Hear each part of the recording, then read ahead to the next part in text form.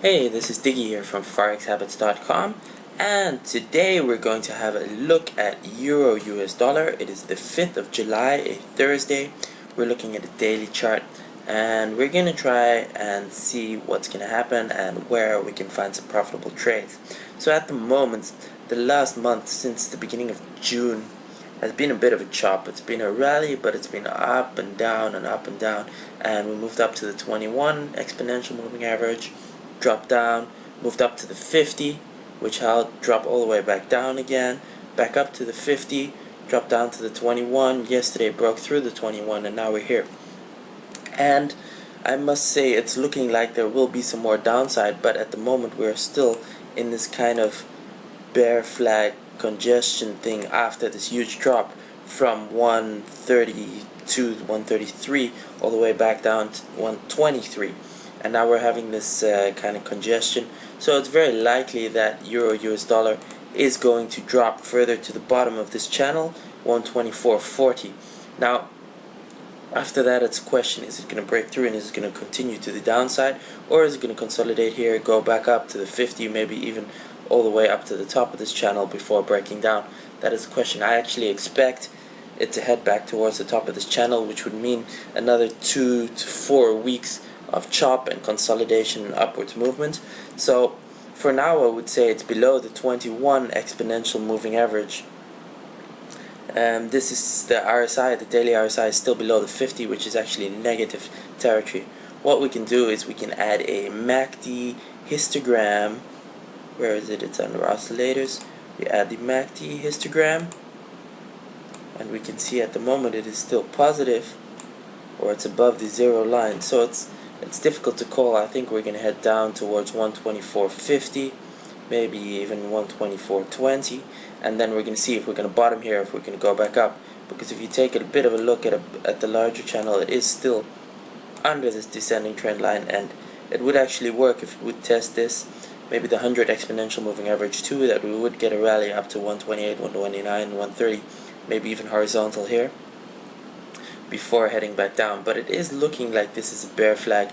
You can see here as well, it creates these bear flags and then just continues lower, like here it just continued up, went down. Actually, if you draw this a bit more precise, you can see after it broke through it, it tested it again and then broke down. So we're kind of in one of those situations. You can also draw it like this, where this was the small bear flag and it tested the bear flag, and now it's going to continue, and then somewhere along the line it's going to break down. It's going to break down below 120. I expect that to do it, but at the moment it's in this chop and we cannot really say what's going to happen. I'd like to see what happens around the 124.50 to 124.20 level. If it is indeed going to make a bottom there and going to head back up, then it could be a position for a bit of a long trade back up towards the 50 exponential moving average, which is currently around 126.80. So that would be a nice 200 pip move if it does decide to bottom there. If it breaks below 124, then it is looking like there is further downside, and it might be worth waiting for a moment after it broke through 124 to go short and follow it down. So let's see what happens around that level. If it's going to base, then we can go long. If it's going to break through the 124 level, I think it's safe to go short with a relatively short stop.